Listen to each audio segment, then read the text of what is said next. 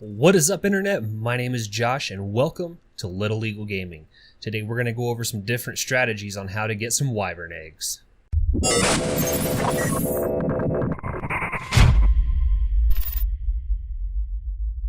Alright, so the first thing that I found out after coming back to Scorched Earth after the flyer nerf is that FOBs, or forward operating bases, is probably the most effective method. Mainly because flyers take increased projectile damage. As you can see up there, we're going to go ahead and hit fly. As you can see up here, we have multiple turrets up here, and they're set on wild creatures. They've been going for a little while now. I've been waiting on the wyverns in the scar to actually lay some eggs. So all the turrets are pointed different directions, but the majority of them still have a fair amount of ammo. I put around 100 rounds in each one. So the first question that we have to ask ourselves is, all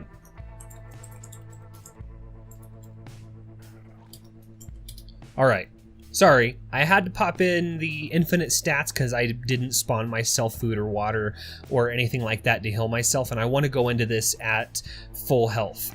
So the first thing I want to say is every dino that is here I have spawned in at level 100, tamed, or admin tamed, which makes them 150, and then I've given them 58 levels. So every single dino here is level 208.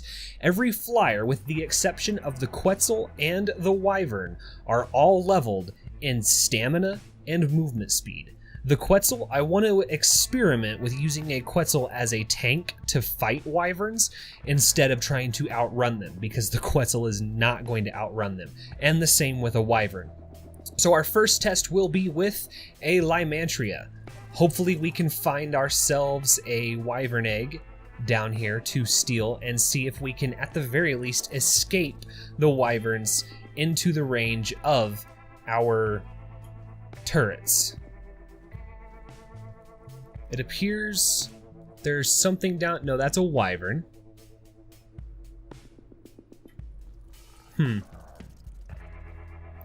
So this is the regular fly speed of the Lymantria, and it is not very fast. I'm hoping to find a wyvern egg close to the fob. However, I do expect to die. The Lymantria is not a very quick mount, and even with its ability to do the little gas attack and slow its enemies down, I don't think it's going to slow down wyverns. The breath attacks, the lightning attacks, the poison attacks, it's just not enough. So, let's take a look over here at some of the egg drop possibilities and hope for something. Nope. And one more. No. We have found an egg. It is time to test out the Lymantria on this. I fully expect to die. Alright, here we go. Go, go, go, go, go. Have I caught the attention? Yep, sure have. Oof. Oh, oh, oh, oh, oh, barely.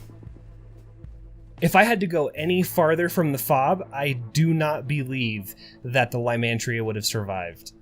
I would not recommend this unless you are desperate. Whew. Okay. Oh, here he comes. Oh, man. Oh, no. It's hurting. It's hurting. Okay, we're gonna try again. I like I said, I do expect the Lymantria to fail. What level was that egg anyway? Level 31. We'll go ahead and eat it.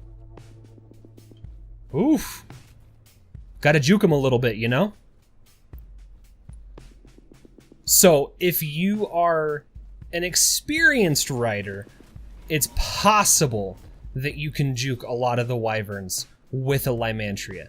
I would not recommend this at any distance from your fob. let's move on to the next dino. The original favorite for wyvern egg collecting was a highly leveled Argentavis with movement speed. Since we do not have the movement speed, we have to juke the wyverns like we did with the Lymantria. This is the regular speed, and this is sprint. I do not expect to survive on this either. This Argentavis, for record, has 2,500 health. And if I pick up a wyvern on my tail, that'll just help for the experiment's sake. Alright, I've given up looking for eggs. I'm going to try and just pick up a wyvern enemy. So we're going to get in the danger zone a little bit here. We're going to see if we've picked up a tail. We have not. Time to try again. Oh, here they come. So again, you got to try and juke them. It's not going to happen. Not with the Argentavis. Now I'm stuck on this wyvern.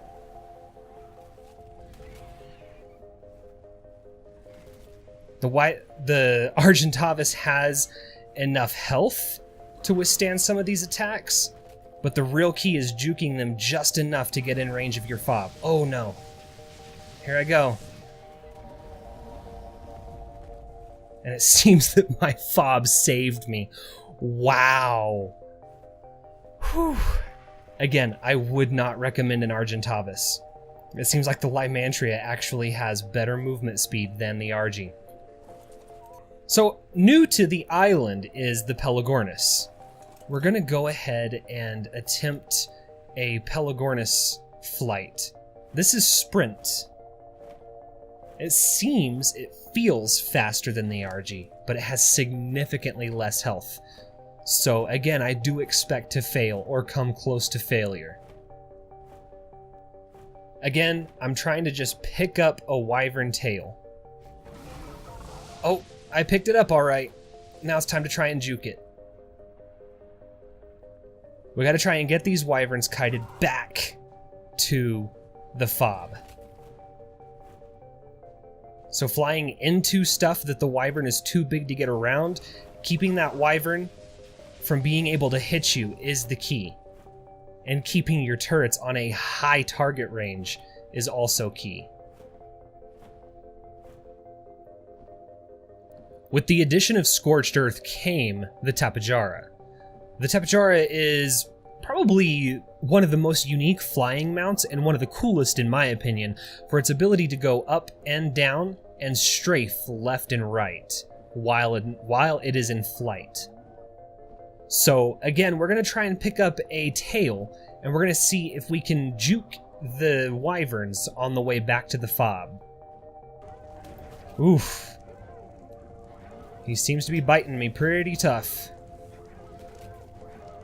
And I'm stuck. This is probably my death. It seems to be stuck. More stickiness. Yep. So the wyvern stuck me. Caught me and stuck me. If we can get within range of the fob, we might make it. Yep, there went me. Yep. There you go. Tapejara did not make it. However, the Tapejara is unique in its ability to carry a rider. You might be able to kill a wyvern with a rider on the back of the Tapejara. One of the classic flying mounts, the Pteranodon, was originally released in the very first version of Ark. Probably one of the fastest flyers on the Ark. I think it's only outclassed by the Wyvern in terms of speed. So the question we have to answer is, can we outrun a Wyvern? We should have a tail. We do. Oh no, not that button. Again, the key to outrunning the Wyvern is being able to properly juke it. And getting it back to the fob. Now, if I hadn't hit the wrong button like that, I probably would have made it without getting hit. Unfortunate for the Quetzal, the flyer nerf really made the Quetzal almost near useless. The Quetzal used to also have the ability to place turrets on its platform, which it no longer can do in Vanilla Ark. So this Quetzal has been focused specifically on health and melee damage. Our idea here is, can we tank Wyvern fights? And if we can, would it be worthwhile to simply outclass the Wyvern with an old school flyer until you can get a Wyvern of your own? We're going to go over here and pick a fight with this fire wyvern. I skipped over a poison wyvern back there just because poison wyverns will eat through your armor and kill you off the back of your mount. So the idea here is to get stuck inside of the wyvern so that it cannot move or breathe fire any longer. So far, we seem to be okay. Unfortunate for us, this wyvern is breaking away very easily. There you go. A low-level wyvern should not be too much of an issue for a Quetzal. However, if you are seeking higher-level eggs, probably in excess of triple digits, a Quetzal is probably not going to do it for you. If our last video is any indication, the Thylacoleo is definitely my personal favorite ground mount. In addition to its utility, it offers you the ability to shoot from its back. So, this Thylacoleo has almost 300% movement speed, which I would recommend for this, a high amount of stamina, and a fair amount of health. So the idea is to try and get in, slide down, and then get out. We're going to try and get us some running distance here. That was not what I intended. However, that reduced fall damage is amazing.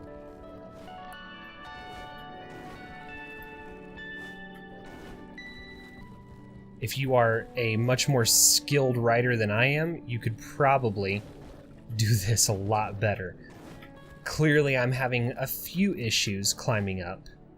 However, it could be argued that using a Thylacoleo and a Pteranodon might be effective. You could have a partner use a Pteranodon to kite the wyverns out to your fob, and then use your Thylacoleo to get an egg.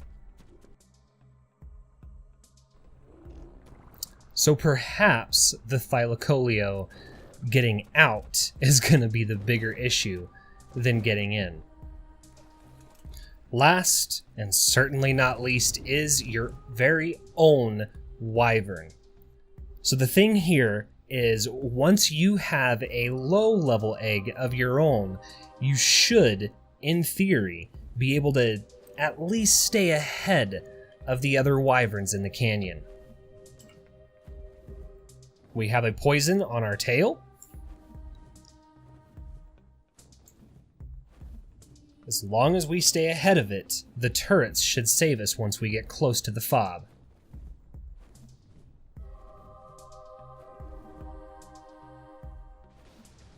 And it's dead. Again, we've tested every flyer that is available in the game, as well as the Thylacoleo, for its ability to scale the walls. Unless you consider yourself an extremely skilled rider on the Thylacoleo, I would personally recommend either a Pteranodon or short runs with the Argentavis or the Lymantria. I know that that sounds crazy. However, if you have a friend, if you have a tribe mate, the Lymantria just might work for you. I was personally surprised by the fact that the Lymantria could actually stay just ahead of the wyverns enough to get back to the fob and stay safe. I would not recommend using the Lymantria for long runs. If you're going to set up a fob like this, you probably want to set up 3 or 4 along the scar. If you're on a PvE server, it would probably be nice to set up fobs like this for the other people on the server to use with an open door like this, ally with them so that they can set up beds, that kind of stuff. If you're on a PvP server and you are able to see in the kindness of your own heart to be friendly to the other players, I would suggest setting the turrets to wild creatures only. However, that would obviously leave you open for being raided. With that, I want to say thank you guys. Let me know what you think of this test in the comments down below, and I'll see you next time.